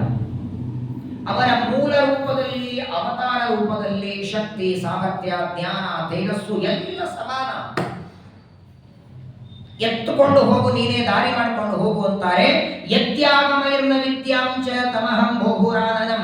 ಎಷ್ಟು ಪ್ರಯತ್ನ ಮಾಡಿದರೂ ಭೀಮಸೇನ ದೇವರಿಗೆ ಬಾಲ ಎತ್ತಲಿಕ್ಕಾಗಲಿಲ್ಲ. ಆಗ ಭೀಮ ಕೇಳ್ತಾರೆ, ನಿಜವಾಗಿ ಹೇಳಿ ನೀನು ಯಾರು ಅಂತ. ಸಾಮಾನ್ಯ ಒಬ್ಬ ಕವಿಯಂತೆ, ರಾಮನ ಸೇವೆ ಮಾಡಿದ ಕವಿಯಂತೆ, ಕೇವಲ ಕವಿಯಾಗಿದ್ರೆ ಸಾಧ್ಯವಿಲ್ಲ, ನಾನು ಎತ್ತಲಿಕ್ಕಾಗ್ತಾ ಇಲ್ಲ ಅಂದ ಕ್ಷಣ ಆಗ ಹೇಳ್ತಾರೆ, ಕಹ ಏಷಃ ಹನುಮಾನ್ ನಾಮ ಸಾಗರೋ ಏನಲಂಘಿತ. ಯಾಕಪ್ಪ ಬರ್ತೋದ್ಯಾ, ನಿನ್ನ ಮೊದಲನೇ ಅವತಾರ. ಸಾಮಾನ್ಯವಾಗಿ ದೇವತೆಗಳಲ್ಲಿ ಅವತಾರವನ್ನ ಮಗ ಅಂತ ಕರೆಯುವುದು. ನಾವು ಹೆಂಗೆ ಸ್ವಾಮಿಗಳನ್ನ ಕರಕಮಲ ಸಂಜಾತ ಅಂತೀವಿ. ಸಂಜಾತ ಅಂದ್ರೆ ಹುಟ್ಟಿದ್ದು ಅಂತಲ್ಲ, ಅವರ ಆಶ್ರಮ. ಹಂಗೆ ಹನುಮಂತ ದೇವರು ಅಣ್ಣ, ಭೀಮಸೇನ ತಮ್ಮ, ಮಧ್ವಾಚಾರ್ಯ ಕೊನೆ ತಮ್ಮ, ಅಣ್ಣ ತಮ್ಮಂದರಂತೆ. ಹನುಮಂತ ದೇವರಂತಾರೆ, ನಾನಿನಕ್ಕಿಂತ ಜ್ಯೇಷ್ಠ. ತ್ರೇತಾಯುಗದಲ್ಲಿ ರಾಮನ ಸೇವೆಗೆ ನಾನೇ ಬಂದವ, ಈಗ ನನ್ನದೇ ಒಂದು ರೂಪ ನೀನು. ನಾವಿಬ್ಬರು ಬೇರೆ ಎಲ್ಲ ಅಣ್ಣ ತಮ್ಮಂದರು, ನಮ್ಮಿಬ್ಬರಲ್ಲಿಯೂ ಶಕ್ತಿ ಸಾಮರ್ಥ್ಯಗಳು ಒಂದೇ. ಸಂಪೂರ್ಣವಾದ ಸಾಗರವನ್ನೇ ದಾಟದವನು ನಾನು. ಬಾಲದ ಬೆಂಕಿಯಿಂದ ಲಂಕೆಯನ್ನು ಸುಟ್ಟವನು, ನನ್ನ ಬಾಲ ನಿನಗೆ ಎತ್ತಲಿಕ್ಕೆ ಆಗ್ತಾ ಇಲ್ವಾ? ಭ್ರಾತ ಮಮ ಗುಣಶ್ಲಾಘ್ಯ. ನೀನ ತಮ್ಮಪ್ಪ, ಪರೀಕ್ಷೆ ಮಾಡದೆ ಈಗ ಎತ್ತು ಬಾಲ ಅನಾಯಾಸವಾಗಿ ಹೋಗಬಹುದು. ರಾಮ ಭಕ್ತಿ ಸ್ಥಿತೇ ಏನ ಶತಯೋಜನೆ ನಿರ್ಮಿತ. ನೋಡಿ, ಒಂದು ಮನೆ ಕಟ್ಟಬೇಕಾದರೆ ಒಂದು ಸೈಟಲ್ಲಿ ಒಂದು 10 ಜನ ಇಂಜಿನಿಯರ್ಗಳು ತಮ್ಮ ತಲೆ ಹಾಕಿ ತಾವು ಓದಿದ 20-30 ವರ್ಷದ ವಿದ್ಯೆಯೆಲ್ಲ ಹಾಕಿ ಹೆಂಗ್ ಮಾಡಬೇಕು, ಏನು ಪ್ಲಾನ್ ಮಾಡಬೇಕು, ಎಷ್ಟು ಮಣ್ಣು ಬೇಕು, ಎಷ್ಟು ಸಿಮೆಂಟ್ ಬೇಕು, ಎಷ್ಟು ಕಲ್ಲು ಬೇಕು, ಎಷ್ಟು ದಿನ ಕಟ್ಟೋದಕ್ಕೆ ಬೇಕು, ಕೈ ಕೆಳಗೆ ಎಷ್ಟು ಜನ ಕೆಲಸಗಾರರ ಬೇಕು, ಇಲ್ಲೇ ಯಾರು ಹೇಳಿ. 5 ದಿನದಲ್ಲಿ 100 ಯೋಜನೆ ಸಮುದ್ರ ಸೇತುವೆ ಕಟ್ಟಿದ್ದಾರೆ ಅಂತ ರಾಮಾಯಣ ಹೇಳ್ತದೆ. 100 ಯೋಜನದ ಸೇತುವೆ ಕೇವಲ 5 ದಿನದಲ್ಲಿ ಕಟ್ಟಿ ಮುಗಿಸಿದ್ದಾರೆ. ಯಾವ ಇಂಜಿನಿಯರ್ ಇಲ್ಲ, ಕಪಿಗಳೇ ಇಂಜಿನಿಯರ್ಗಳಲ್ಲಿ. ಅವರೇನು ಯಾವ ಕಾಲೇಜಿಗೆ ಹೋದವರಲ್ಲ ಇಂಜಿನಿಯರ್ ಕಾಲೇಜಿಗೆ, ಅಲ್ಲೇ ಸಿಮೆಂಟ್ ಇಲ್ಲ, ಉಸುಕಿಲ್ಲ, ಕಲ್ಲಿಲ್ಲ, ರಾಮ ಅಂತ ಬರಿಬೇಕು, ಎಸಿಬೇಕು. ಕೇವಲ ರಾಮನಾಮದಿಂದ ಕಲ್ಲುಗಳಿಂದ ಸೇತುವೆಯನ್ನು ಕಟ್ಟಿದ ಕಪಿಗಳು. ಅಂತಹ ಕಪಿಗಳಲ್ಲಿ ಅಗ್ರೇಸರ ನಾನು. ನನ್ನ ಬಾಣವನ್ನು ಅಷ್ಟು ಸುಲಭವಾಗಿ ಎತ್ತೋದಕ್ಕೆ ಸಾಧ್ಯವಾಗೋದಿಲ್ಲ. ಭೀಮಸೇನ ದೇವರು ವಾಸ್ತವಿಕ ಮಹಾಭಾರತ ಹೇಳುವ ಹಾಗೆ, ಆಯಿತು ನನ್ನ ತಪ್ಪಾಯ್ತಪ್ಪ, ನಾನು ಎತ್ತಲಿಕ್ಕೆ ಆಗೋದಿಲ್ಲ, ನೀನೇ ಎತ್ತು ಅಂತ. ತಪ್ಪಾಯಿತು ಅಂತ ಕೇಳೋ ಮಾತೇ ಇಲ್ಲ. ಆಚಾರ್ಯರು ತಪ್ಪು ನಿರ್ಣಯದಲ್ಲಿ ಹೇಳ್ತಾರೆ, ಇಬ್ಬರು ಕೇವಲ ಜಗತ್ತಿನ ದೃಷ್ಟಿಯೊಳಗೆ, ಹೆಂಗೆ ಈ ವೆಂಕಟೇಶ್ ಕಲ್ಯಾಣದಲ್ಲಿ ಶ್ರೀನಿವಾಸ ತಲೆಗೆ ಗಾಯ ಆಗಿರ್ತದೆ ಅಂತ ಔಷಧ ತರೋದಕ್ಕೆ ಬಂದಿರ್ತಾರೆ ನೋಡಿ, ವರಾಹದೇವರು ಬರ್ತಾರೆ. ವರಾಹದೇವರು ಕೇಳ್ತಾರೆ, ಯಾರು ನೀನು ಅಂದ್ರೆ, ನಾನು ವೈಕುಂಠಾಧಿಪತಿ ಶ್ರೀನಿವಾಸ, ನನಗೆ ಇರೋದಕ್ಕೆ ಮನೆ ಇಲ್ಲ, ಇಲ್ಲೇ ಹುತ್ತಿನಲ್ಲಿದ್ದೇನೆ. ಓ, ಆ ಹುತ್ತು ನಂದು, ಬಾಡಿಗೆ ಕೊಟ್ಟಿರು ಅಂತಾರೆ. ವರಾಹದೇವರ ಬೇರೆ ಇಲ್ಲ, ಶ್ರೀನಿವಾಸ ಬೇರೆ ಇಲ್ಲ, ಇವರು ಬಾಡಿಗೆ ಕೊಡುವಂತಾನೆ, ಅವನು ಇಸ್ಕೊತೀನಿ ಅಂತಾನೆ. ಒಬ್ಬನೇ ಪರಮಾತ್ಮ ಎರಡು ರೂಪಗಳಲ್ಲಿ ಹೇಗೆ ಲೀಲೆ ಮಾಡುತ್ತಾನೆ, ಹಾಗೆ ಒಬ್ಬರೇ ವಾಯುದೇವರು ಹನುಮ ಮತ್ತು ಭೀಮ ಎರಡು ರೂಪದಲ್ಲಿ ಕ್ರೀಡಾ ಮಾತ್ರ ತದೇತ, ಕೇವಲ ಕ್ರೀಡೆಯನ್ನು ಮಾಡ್ತಾರೆ, ಪರಸ್ಪರ ಆಲಿಂಗನ ಮಾಡಿಕೊಂಡರು. ಹನುಮಂತ ದೇವರು ಭೀಮಸೇನ ದೇವರು ಆಲಿಂಗನವನ್ನ ಮಾಡಿಕೊಂಡು, ಆಗ ಹನುಮಂತ ದೇವರು ಒಂದು ವರ ಕೊಟ್ಟರು ಭೀಮಸೇನ ದೇವರಿಗೆ. ಸೌಗಂಧಿಕಾ ಪುಷ್ಪ ತರೋದಕ್ಕೆ ಹೊರಟಿದ್ದಾರೆ. ಹನುಮಂತ ದೇವರು ಒಂದು ವರ ಕೊಡ್ತಾರೆ. ಭೀಮನಿಗೆ ಹೇಳ್ತಾರೆ, ಇನ್ನ 13 ವರ್ಷ ಮುಗಿದ ಮೇಲೆ, 12 ವರ್ಷ ವನವಾಸ, 1 ವರ್ಷ ಅಜ್ಞಾತವಾಸ ಮುಗಿದ ಮೇಲೆ ನೀವೆಲ್ಲ ಯುದ್ಧ ಮಾಡ್ತೀರಲ್ಲ, ನಿನ್ನ ತಮ್ಮನಾದ ಅರ್ಜುನನ ಧ್ವಜದಲ್ಲಿ ನಾನಿರ್ತೇನೆ. ನಿನ್ನ ತಮ್ಮನಾದ ಅರ್ಜುನನ ಧ್ವಜದಲ್ಲಿ ಇದ್ದು, ಅರ್ಜುನನ ಹತ್ರ ಬರುವ ಬಾಣಗಳನ್ನ ನಾನೇ ಎಲ್ಲ ಸಂಹಾರ ಮಾಡಿ ನಿನ್ನ ತಮ್ಮನಿಗೆ ಜಯವನ್ನ ನಾನು ಕೊಡಿಸ್ತೇನೆ ಅಂತ ಹನುಮಂತ ದೇವರು ವರ ಕೊಡ್ತಾರೆ. ಇಲ್ಲೇ ತೊಳೋದೇನಿಲ್ಲ, ಇಬ್ಬರು ವಾಯುದೇವರೇ. ಆದ್ರೆ ಅವತ್ತು ಹನುಮಂತ ದೇವರು ಧ್ವಜದಲ್ಲಿ ಬರೋದಕ್ಕೆ ಕಾರಣ ಏನು? ಅರ್ಜುನನಿಗೆ ಅಷ್ಟು ಅನುಗ್ರಹ ಯಾಕೆ ಮಾಡಿದ್ದು ಅಂದ್ರೆ ಭೀಮಸೇನ ದೇವರಿಗೆ ಕೊಟ್ಟದ್ದು. ಯಾಕಂದ್ರೆ ಅರ್ಜುನ ಭೀಮನಿಗೆ ಪ್ರೀತ್ಯಾಸ್ಪದನಾದದ್ದರಿಂದ, ಭೀಮಾವತಾರದ ಮೊದಲನೇ ಅವತಾರ ಹನುಮಂತನಿಗೂ ಪ್ರೀತ್ಯಾಸ್ಪದನಾದ. ಹನುಮನ ಮತವೇ ಹರಿಯ ಮತ ಅನ್ನೋದಕ್ಕೆ ಕೃಷ್ಣ ಅವರಿಗೆ ಹೇಳಿದ್ದು. ಹನುಮಂತ ದೇವರು ವರ ಕೊಡ್ತಾರೆ. ವಿಶೇಷವಾಗಿ ಆದರಾತಿಥ್ಯ, ಪಾಪ ಇಷ್ಟು ದಣದು ಬಂದಿದ್ದಿ, ಎಲ್ಲಿಂದ ಹೊರಟಿದ್ದಿ, ಸ್ವಲ್ಪ ಹಣ್ಣುಗಳನ್ನು ತಿಂದು ನೀರು ಕುಡಿದು ಹೋಗುವಂತ ಆದರಾತಿಥ್ಯವನ್ನ ಮಾಡಿ ಪರಸ್ಪರ ಆಲಿಂಗನ ಮಾಡಿಕೊಳ್ತಾರೆ. ಹನುಮಂತ ದೇವರು ವರವನ್ನ ಕೊಡ್ತಾರೆ. ಹೋಗಿ ಬರ್ತೇನೆ ಅಂತ ಭೀಮಸೇನ ದೇವರು ಹೊರಟಿದ್ದಾರೆ. ಹೊರಟ್ರೆ ಮೊದಲೇ ಬೇಡ ಅಂತಿದ್ರೆ ಹನುಮಂತ ದೇವರು, ಸೌಗಂಧಿಕಾ ಪುಷ್ಪ ತರೋದಕ್ಕೆ ಅಷ್ಟು ಸುಲಭವಲ್ಲ, ಅಲ್ಲಿ ಕಾಯ್ತಾ ಭಯಂಕರವಾದ ರಾಕ್ಷಸರೆಲ್ಲ ಇರ್ತಾರೆ, ಹೋಗಬೇಡ ಅಂತ ಹೇಳಿದ್ರು. ಆದರೂ ಕೂಡ ಹನುಮಂತ ದೇವರು ಬಂದಿದ್ದಾರೆ. ಆ ಸೌಗಂಧಿಕಾ ಪುಷ್ಪದ ವನವನ್ನ ಕಾಯೋದಕ್ಕಾಗಿ ಇರುವ ರಾಕ್ಷಸರು 100 ಕೋಟಿ ಇದ್ದರು. 100 ಕೋಟಿ ರಾಕ್ಷಸರು ಅಲ್ಲಿ ಇದ್ದಾರೆ. ಭಯಾನಕ. ಭೀಮಸೇನ ದೇವರು ಅವರನ್ನೆಲ್ಲ ನೋಡುತ್ತಾರೆ. ಇವರನ್ನ ಸಂಹಾರ ಮಾಡದ ಹೊರತು ಸರ್ವಥಾ ಸೌಗಂಧಿಕಾ ಪುಷ್ಪ ತಗೊಂಡು ಹೋಗ್ಲಿಕ್ಕೆ ಆಗುವುದಿಲ್ಲ. ಹೆಂಡತಿಯ, ಇಲ್ಲಿ ನೋಡಿ ಒಂದು ಪ್ರಶ್ನೆ ನಿಮಗೆಲ್ಲ ಬರಬಹುದು, ಹೆಂಡತಿಯರು ಪುಷ್ಪ ತಗೊಂಡು ಬಂದು ಭೀಮಸೇನ ದೇವರು ಹೊರಟು ಆ ಸೌಗಂಧಿಕಾ ಪುಷ್ಪ ತರೋದು ಇಷ್ಟು ಕಷ್ಟ ಇದೆ ಅಂತ ದ್ರೌಪದಿಗೆ ಗೊತ್ತಿರಲಿಲ್ವಾ? ಭಾರತೀ ದೇವಿ ಅವತಾರ. ಸಾಮಾನ್ಯವಾಗಿ ಹೆಂಡತಿ ಏನ್ ಅಪೇಕ್ಷೆ ಪಡ್ತಾಳೆ ಅದನ್ನ ಗಂಡ ಪೂರ್ಣ ಮಾಡಬೇಕು, ಇಲ್ಲ ಅಂತಿಲ್ಲ. ತಾರಿಗಳನ್ನು ತಗೊಂಡು ಬಾ, ಚಂದ್ರನ ತಗೊಂಡು ಬಾ ಅಂದ್ರೆ ಎಲ್ಲಿ ತಂದ್ಕೊಡೋದು, ಸೀರೆ ಎಲ್ಲ ತಂದ್ಕೊಡಬಹುದೇನೋ. ಹಾಗಾದ್ರೆ ದ್ರೌಪದಿಯ ಇಚ್ಛೆಯನ್ನ ಪೂರ್ಣ ಮಾಡುವುದಕ್ಕೆ ಭೀಮಸೇನ ದೇವರನ್ನ ಒಂದು ಕಷ್ಟದೊಳಗೆ, ಭಯಂಕರ ಒಂದು ರಾಕ್ಷಸರ ಮಧ್ಯದಲ್ಲಿ ದ್ರೌಪದಿ ಹಾಕಿದ್ಲ ಅಲ್ಬೇಡಿ. ಅವಳಿಗೆ ಹೂವಿನ ಅಪೇಕ್ಷೆನೇ ಇರಲಿಲ್ಲ. ಸೌಗಂಧಿಕಾ ಪುಷ್ಪ ಒಂದು ಹೂವು ಅನಾಯಾಸ ಗಾಳಿಯಿಂದ ಹಾರಿ ಬಂದಿತ್ತು. ಆ ಒಂದು ಹೂವಿನಿಂದಲೇ ಸಾಕಾಗಿತ್ತು. ವಾಸ್ತವಿಕವಾಗಿ ಭೀಮಸೇನ ದೇವರನ್ನ ದ್ರೌಪದಿ ಅಲ್ಲಿ ಕಳಿಸಿದ್ದು ಹೂ ತರೋದಕ್ಕಾಗಿ ಅಲ್ಲ, ಇವರೆಲ್ಲ ರಾಕ್ಷಸರ ಸಂಹಾರಕ್ಕಾಗಿ. ಯಾಕಂದ್ರೆ ಮುಂದೆ 18 ದಿವಸದ ಯುದ್ಧದಲ್ಲಿ ಎಲ್ಲರ ಸಂಹಾರ ಇದೆ, ಇವರು ಅಲ್ಲಿ ಯುದ್ಧಕ್ಕೆ ಬರಲ್ಲ. ಈ ಸೌಗಂಧಿಕಾ ಪುಷ್ಪವನ್ನ ಕಾಯುವಂತಹ ರಾಕ್ಷಸರು ಇವರ ಸಂಹಾರ ಮಾಡುವುದು ಅಗತ್ಯ, ಇದನ್ನ ನೀನೇ ಮಾಡಬಲ್ಲಿ, ಬೇರೆಯವರಿಂದ ಸಾಧ್ಯವಿಲ್ಲ ಅಂತ ದ್ರೌಪದಿ ಹೇಳಿ ಕಳಿಸ್ತಾರೆ. ಅನ್ನೋದಕ್ಕಾಗಿಯೇ ಹನುಮಂತ ದೇವರು ಅಲ್ಲಿ ಅವರ ಭೀಮಸೇನ ದೇವರು ಹೊರಟಿದ್ದಾರೆ. ಆ ಪ್ರಚಂಡವಾದಂತಹ ರಾಕ್ಷಸರ ಗುಂಪನ್ನು ನೋಡುತ್ತಾರೆ. ಎಲ್ಲರ ಕೈಯೊಳಗೆ ಆಯುಧಗಳು. ನಗರಾಭ್ಯಾಂ ನಳಿನಿ ಮೆತ್ಯ ತತ್ರ ದೃಷ್ಟ್ವಾ ಪದ್ಮಾನ್ಯದ್ಭುತಾನ್ಯಾಕರಂತಿ. ಆ ಸಂಪೂರ್ಣವಾದ ರಾಕ್ಷಸರ ಗುಂಪಿಗೆ ಕ್ರೋಧವಶ ಅಂತ ಹೆಸರವರು. ಹಿಂದೆಲ್ಲ ಒಬ್ಬೊಬ್ಬರಿಗೆ ಹೆಸರಿರ್ತಿರಲಿಲ್ಲ, ಒಂದು ಗುಂಪಿಗೆ. ಮುಂದೆ ಇದೇ ವನಪರ್ವದಲ್ಲೇ ಬರ್ತದೆ, ಅರ್ಜುನ ಸಂಹಾರ ಮಾಡಿದ್ದು ನಿವಾತ ಕವಚರು ಅಂತ. ನಿವಾತ ಕವಚ ಅನ್ನುವ ರಾಕ್ಷಸರ ಗುಂಪನ್ನ ಅರ್ಜುನ ಕೊಡ್ತಾನೆ. ಹಂಗೆ ಕ್ರೋಧವಶ ಅನ್ನುವ ರಾಕ್ಷಸರು.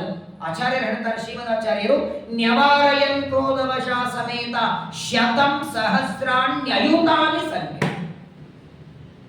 100 ಕೋಟಿ ಸಂಖ್ಯೆಯ ಕ್ರೋಧವಶ ರಾಕ್ಷಸರು ಭೀಮ ಬಂದಿದ್ದಾರೆ. ಯಾರೋ ಬಂದಿದ್ದಾರೆ ಸೌಗಂಧಿಕ ಪುಷ್ಪ ತರೋದಕ್ಕೆ, ಅವರ ಮೇಲೆ ಹೊಡಿಬೇಕು. ಯಾಕಂದ್ರೆ ಅಲ್ಲಿನ ಹೂಗಳು ಬೇರೆಯವರು ಒಯ್ಯೋ ಹಾಗಿಲ್ಲ, ಮನುಷ್ಯ ಒಯ್ಯೋ ಹಾಗಿಲ್ಲ. ಅದು ಆ ಸೌಗಂಧಿಕ ಪುಷ್ಪ ತರೋದಕ್ಕೆ ಹೋದ ಭೀಮಸೇನ ದೇವರ ಮೇಲೆ ಯುದ್ಧಕ್ಕೆ ಬರ್ತಾರೆ. ಅನಾಯಾಸವಾಗಿ ಭೀಮಸೇನ ದೇವರು ಆ 100 ಕೋಟಿ ಕ್ರೋಧವಶ ರಾಕ್ಷಸರನ್ನ ಸಂಹಾರವನ್ನ ಮಾಡ್ತಾ ಇದ್ದಾರೆ. ವಿಶೇಷ ಅಂದ್ರೆ ಆ ಕಾಲದಲ್ಲಿ ಭೀಮಸೇನ ದೇವರಿಗೆ ಸಹಾಯಕ್ಕೆ ಕುಬೇರ ಬಂದ. ಯುದ್ಧದಲ್ಲಿ ಸಹಾಯವನ್ನ ಮಾಡಬೇಕು, ಆದರೆ ಭೀಮನಿಗೆ ಯಾರ ಸಹಾಯ ಬೇಕಾಗಿಲ್ಲ. ವಾತೇನ ಕುಂತ್ಯಾಂ ಬಲವಾನ್ ಸಜಾತಃ ಶೂರಃ ತರಸ್ವಿ ದ್ವಿಷತಾಂ ನಿಹಂತ ಸತ್ತೇ ಚ ಧರ್ಮೇ ಚ ರತಃ ಸದೈವ ಪರಾಕ್ರಮೆ ಶತ್ರುಭಿರಪ್ರದೃಶ್ಯಃ. ಪರಾಕ್ರಮದೊಳಗೆ ಶತ್ರುಗಳನ್ನು ನಿಗ್ರಹ ಮಾಡುವುದಕ್ಕೆ ಇನ್ನೊಬ್ಬರ ಸಹಾಯದ ಅಪೇಕ್ಷೆ ಇಲ್ಲದಿದ್ದವನು ಭೀಮಸೇನ ದೇವರು. ಆ ಎಲ್ಲ ಕ್ರೋಧವಶ ರಾಕ್ಷಸರನ್ನ ಸಂಹಾರ ಮಾಡಿ ಸೌಗಂಧಿಕ ಪುಷ್ಪವನ್ನ ತಗೊಂಡು ಬರ್ತಾರೆ. ವರಾಜಿವಸ್ಸೈರ ಪರೈರಜೇಯ ಸಶಸ್ತ್ರ ವೃಷ್ಟಿಂ ಮುಜಸ್ಸು ವಿಸ್ತ್ರಿಯಾಂ. ಅವರೇನು ಸಾಮಾನ್ಯರಿರಲಿಲ್ಲ. ಆ ಎಲ್ಲ ಕ್ರೋಧವಶ ರಾಕ್ಷಸರಿಗೆ ರುದ್ರದೇವರ ವರ ಇದ್ದದ್ದಕ್ಕೆ ಅವರು ಭಯಂಕರವಾಗಿ ಯುದ್ಧವನ್ನ ಮಾಡ್ತಾರೆ. ರುದ್ರದೇವರಿಗೂ ಮಿಗಿಲಾದವರು ಹನುಮಂತ ಭೀಮಸೇನ ದೇವರು. ಅವರನ್ನೆಲ್ಲ ಸಂಹಾರ ಮಾಡಿ ಅಲ್ಲಿರುವಂತಹ ಎಲ್ಲ ಹೂಗಳನ್ನು ತಂದು ದ್ರೌಪದಿಗೆ ತಂದು ಕೊಡ್ತಾರೆ. ಪರಮ ಮಂಗಲವಾದ ಎಂದೆಂದು ಬಾಡದ ಅರವಿಂದ ಮಾಲೆಯಂತೇನು ಪರಮಾತ್ಮನ ಕೊರಳಲ್ಲಿ ಲಕ್ಷ್ಮಿ ಹಾಕಿದ್ದಲ್ಲ, ಹಾಗೆ ಎಂದಿಗೂ ಬಾಡದೆ ಇರುವಂತಹ ಆ ದಿವ್ಯವಾದ ಸೌಗಂಧಿಕ ಪುಷ್ಪವನ್ನ ತಮ್ಮ ಹೆಂಡತಿಗೆ ತಂದು ಕೊಡುತ್ತಾರೆ. ವಿಶೇಷವಾಗಿ ದುಷ್ಟರ ಸಂಹಾರ ಮಾಡಿ ತಮ್ಮ ಹೆಂಡತಿಯ ಅಪೇಕ್ಷೆಯನ್ನು ಪೂರ್ಣ ಮಾಡುತ್ತಾರೆ. ಅಂತಹ ಜೀವೋತ್ತಮರಾದ ಭೀಮಸೇನ ದೇವರು, ಅದೇ ಜೀವೋತ್ತಮರಾದಂತಹ ಹನುಮಂತ ದೇವರು, ಅವರಿಬ್ಬರ ಒಂದು ಸಮಾಗಮದ ದಿವ್ಯವಾದ ಕಥೆ ಅದು ವನಪರ್ವದಲ್ಲಿ ಇವತ್ತು ನಾವೆಲ್ಲ ಶ್ರವಣ ಮಾಡಿದ್ದೇವೆ. ವಿಶೇಷ ಅಂದರೆ ಇವತ್ತು ಶನಿವಾರ ಹನುಮಂತ ದೇವರ ಸನ್ನಿಧಾನದಲ್ಲಿದ್ದೇವೆ. ಇದೇ ಹನುಮಂತನೇ ಭೀಮಾದೇ ಭೀಮನೇ ಮಧ್ವಾಚಾರ್ಯರು 3 ಅವತಾರಗಳಲ್ಲಿ ಯಾವ ಯಾವ ವ್ಯತ್ಯಾಸ ಇಲ್ಲ, ಜ್ಞಾನದಲ್ಲಿ, ತಪಸ್ಸಿನಲ್ಲಿ, ವೈರಾಗ್ಯದಲ್ಲಿ. ಆದರೆ ಒಂದೊಂದು ಅವತಾರದಲ್ಲಿ ಒಂದೊಂದನ್ನು ಅಭಿವ್ಯಕ್ತಿ ಮಾಡ್ತಾರೆ. ಅಂತಹ ಜೀವೋತ್ತಮರಾದ ಹನುಮಂತ ದೇವರು, ಭೀಮಸೇನ ದೇವರು ಅವತ್ತು ತಮ್ಮ ಹೆಂಡತಿಗೆ ಸೌಗಂಧಿಕ ಪುಷ್ಪವನ್ನು ಕೊಟ್ಟಂತೆ ನಮಗೆ ಸೌಗಂಧಿಕ ಪುಷ್ಪದಂತೆ ಇರುವ ತಾವೇ ಮಧ್ವಾಚಾರ್ಯರಾಗಿ ಬರೆದ ಸರ್ವಮೂಲ ಗ್ರಂಥಗಳ ಶ್ರವಣ ಮಾಡೋ ಭಾಗ್ಯವನ್ನು ಕೊಡಲಿ ಅಂತ ಪ್ರಾರ್ಥನೆಯನ್ನು ಮಾಡ್ತಾ, ನಾಳೆ ನಾಡಿದ್ದು ಇನ್ನು 2 ದಿನ ಉಪನ್ಯಾಸ ಇದೆ. ನಾಳೆ ನಾಡಿದ್ದು 2 ಏಕಾದಶಿ ಉತ್ತರಾದಿ ಮಠಕ್ಕೆ ಇದೆ. ವ್ಯಾಸರಾಜ ಮಠಕ್ಕೆ, ಶ್ರೀಪಾದರಾಜರ ಮಠಕ್ಕೆ ನಾಳಿಗೆ ದಶಮಿ, ಸೋಮವಾರ ಏಕಾದಶಿ ಇದೆ. ರಾಘವೇಂದ್ರ ಸ್ವಾಮಿಗಳ ಮಠಕ್ಕೆ ಇವತ್ತು ದಶಮಿ, ನಾಳೆಗೆ ಏಕಾದಶಿ, ನಾಡಿದ್ದು ದ್ವಾದಶಿ ಭಾನುವಾರ. ಹೀಗೆ ಮಠ ವ್ಯತ್ಯಾಸ. ಇದಕ್ಕೆ ಪರಿಹಾರ ಎಲ್ಲೂ ಬಂದಿಲ್ಲ, ಬರೋದು ಇಲ್ಲ. ಹಾಗಾಗಿ ಅದು ಯಾಕೆ ಅಂತ ಯಾರು ಪ್ರಶ್ನೆ ಕೇಳಬೇಡಿ. ಇದು ದೊಡ್ಡವರಿಂದಲೇ ಪರಿಹಾರ ಮಾಡಲಿಕ್ಕಾಗಿಲ್ಲ. ಏಕಾದಶಿಯ ಗೊಂದಲ ಇದು ಬಹುತೇಕ ಹೀಗೆ ಇರೋದೆ. ಅಷ್ಟೇ ನಿಮ್ಮ ನಿಮ್ಮ ಮಠಗಳಿಗೆ ತಕ್ಕಂತೆ ಆಚರಣೆ ಮಾಡಿ. ಯಾರನ್ನ ಯಾರು ನಿಮ್ದ್ಯಾಕೆ ಏಕಾದಶಿ, ನಮ್ದ್ಯಾಕೆ ದ್ವಾದಶಿ, ನಿಮ್ದ್ಯಾಕೆ ದಶಮಿ ಅಂತ ಯಾರಿಗೆ ಪ್ರಶ್ನೆ ಕೇಳೋದು ಬೇಡ. ವೈಯಕ್ತಿಕವಾಗಿ ಯಾರಿಗೆ ತೋರಿಸ್ಕೊಳ್ಳೋದು ಬೇಡ. ಆದರೆ ಪ್ರವಚನ 2 ದಿನ ಇರುತ್ತೆ. ಯಾಕಂದರೆ ಪ್ರವಚನ ಮಾಡೋ ನಾವು ಉತ್ತರಾದಿ ಮಾಡೋದವ್ರು ನಾವು 2 ಏಕಾದಶಿ ಮಾಡೋರೆ. ನಾವು ನಾಳೆನೂ ಮಾಡ್ತೇವೆ, ನಾವು ನಾಡ್ದು ಮಾಡ್ತೇವೆ ಅಂಥೇಳಿ 2 ದಿನ ಏಕಾದಶಿ ಇದ್ದರೂ ಪ್ರವಚನ ಏನು ತಪ್ಪಿಸೋದಿಲ್ಲ. 2 ದಿನ ಪ್ರವಚನ ಇರುತ್ತದೆ. ನಿಮ್ಮ ನಿಮ್ಮ ಮಠಗಳಿಗೆ ತಕ್ಕಂತೆ ಯಾರಿಗೆ ನಾಳೆ ಇದೆ, ಯಾರಿಗೆ ನಾಡದಿದೆ, ಯಾರಿಗೆ 2 ಇದೆ ಅವಶ್ಯವಾಗಿ ಏಕಾದಶಿ ಆಚರಣೆಯನ್ನು ಮಾಡಿ. ಸೋಮವಾರ ಅಂತೂ ಕಡ್ಡಾಯ ಎಲ್ಲ ಮಠದವರಿಗೆ ಇದೆ. ಎಲ್ಲ ಮಠದವರಿಗೂ ಸೋಮವಾರ ಏಕಾದಶಿ, ಮಂಗಳವಾರ ದ್ವಾದಶಿ ಇದೆ. ವಿಶೇಷವಾಗಿ ಮಹಾಭಾರತದ ಶ್ರವಣ. ವಿಶೇಷ ಅಂದರೆ ವನಪರ್ವದಲ್ಲಿ ಬರುವಂತಹ ಅಜಗರ ಪರ್ವ ಅಂತ ಒಂದಿದೆ, ಅದನ್ನು ಯಕ್ಷ ಪರ್ವ, ಇನ್ನೂ ಕೆಲವು ವಿಚಾರಗಳನ್ನು ನಾಳೆ ನಾಡಿದ್ದು ಏಕಾದಶಿಯ ಪರ್ವಕಾಲದಲ್ಲಿ ಶ್ರವಣ ಮಾಡಿ ಪರಮಾತ್ಮನ ಅನುಗ್ರಹವನ್ನು ಎಲ್ಲರೂ ಪಡೆಯೋಣ. ಶ್ರೀ ಕೃಷ್ಣ.